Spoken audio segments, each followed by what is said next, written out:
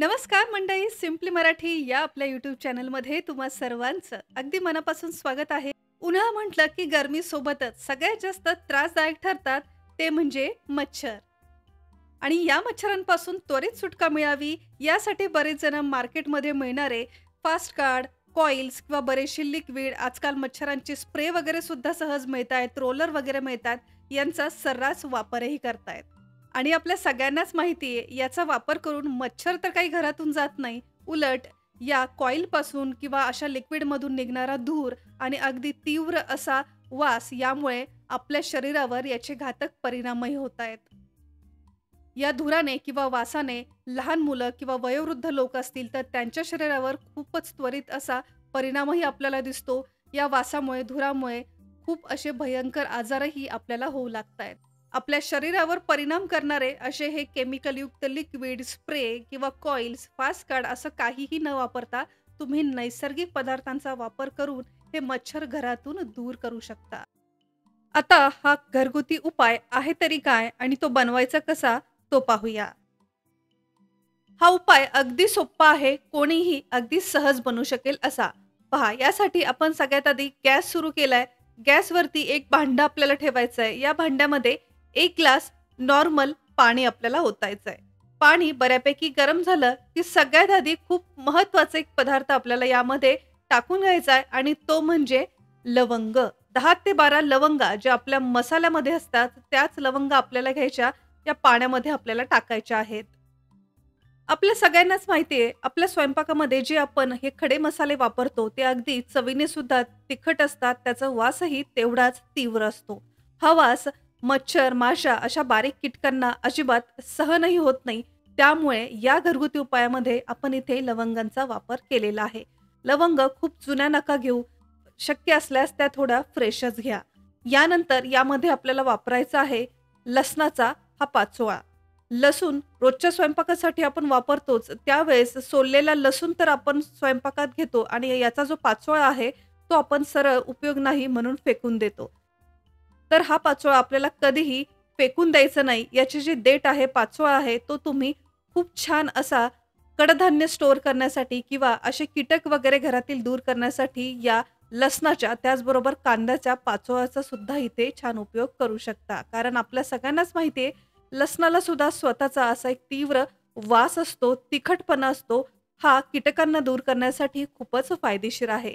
त्यामुळे इथे तुम्ही पाहताय अगदी लसणाचा पाचोळा आणि अगदी सॉफ्ट झालेले असे लसूण असतात ते आपण स्वयंपाकासाठी वापरत नाही, तर हे सुद्धा बारीक सॉफ्ट झालेले लसूण मी इथे ठेवलेले आहेत, ते 2 ते 3 पाकळ्या आणि हा लसणाचा पाचोळा आपल्याला लवंगासोबतच या पाण्यामध्ये टाकून घ्यायचा आहे.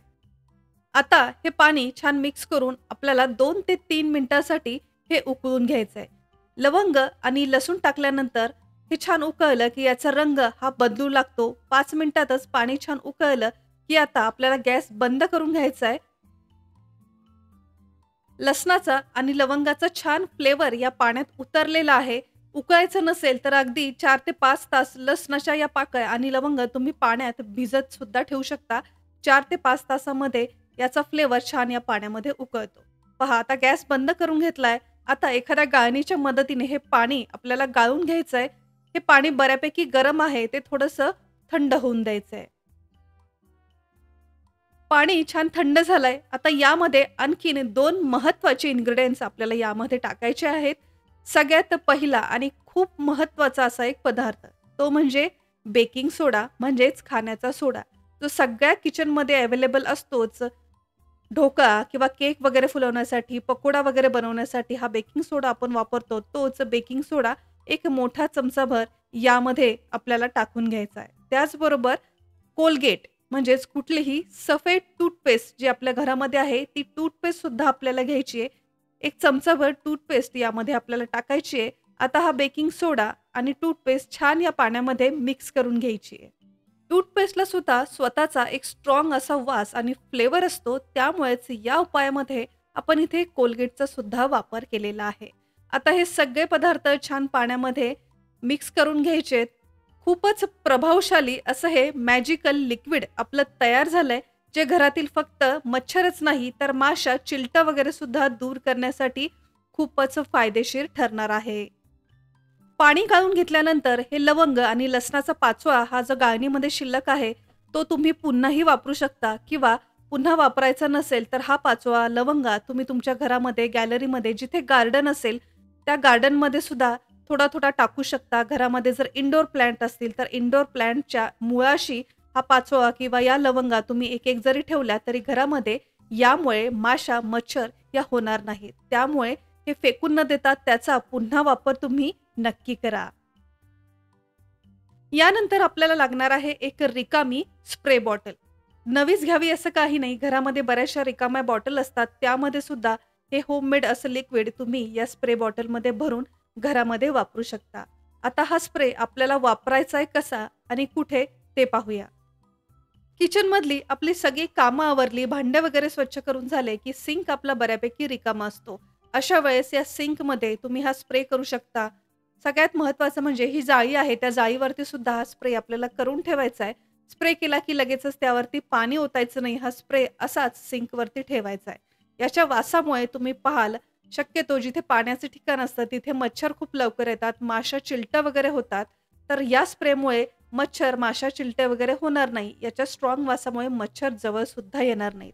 फक्त किचनचंच नाही तर बाथरूमचं सिंक असतं. आपल्या बाथरूम, टॉयलेटमध्ये जे ड्रेनेज पाईप असतात, त्यावरती सुद्धा हा स्प्रे तुम्ही रात्री झोपायच्या आधी किंवा दुपारी कामं उरकल्यानंतर स्प्रे करू शकता. तुमच्या घरामध्ये जर भरपूर इनडोअर प्लांट असतील, छोटंसं गार्डन असेल, गॅलरीमध्ये भरपूर झाडं असतील, तर झाडांच्या आसपास हा स्प्रे तुम्ही करू शकता. त्याचबरोबर आपला जिथे डस्टबिन असतो, डस्टबिनच्या आसपास सुद्धा हा स्प्रे आपल्याला करून ठेवायचा आहे. या लिक्विडमध्ये आपण कुठलंही केमिकल, कुठलंही औषध वगैरे वापरलेलं नाही. त्यामुळे घरामध्ये लहान मुलं असतील, वयोवृद्ध लोक असतील किंवा पाळीव प्राणी जरी असतील, तरी या स्प्रेचा त्यांच्यावरती कुठलाही दुष्परिणाम होणार नाही. त्यामुळे अगदी कोणीही सहज या स्प्रेचा घरामध्ये वापर करू शकता.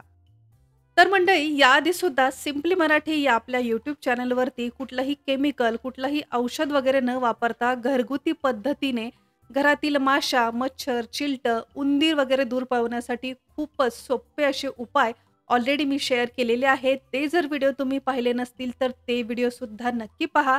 या व्हिडिओप्रमाणे ते व्हिडिओसुद्धा तुम्हाला नक्कीच उपयोगाचे ठरतील. तर आजचा हा व्हिडिओ तुम्हाला कसा वाटला? थोडा जरी उपयोगाचा वाटला असेल तर या व्हिडिओला एक लाईक नक्की करा. हा व्हिडिओ जास्तीत जास्त तुमच्या मित्रपरिवार, फॅमिलीला सुद्धा शेअर करा. त्यांना सुद्धा हा नक्कीच उपयोगाचा ठरेल. आजचा हा व्हिडिओ, माझी ही मेहनत जर तुमच्यापर्यंत पोहोचली असेल तर या व्हिडिओला एक लाईक करा आणि अजून जर तुम्ही सिम्पली मराठी या आपल्या यूट्यूब चॅनलला सबस्क्राईब केलं नसेल तर वाट कसली पाहताय, लगेच सबस्क्राईब करा. हे अगदी फ्री आहे. सबस्क्राईब बटन समोर एक नोटिफिकेशन बेल आहे, ते सुद्धा प्रेस करायला विसरू नका.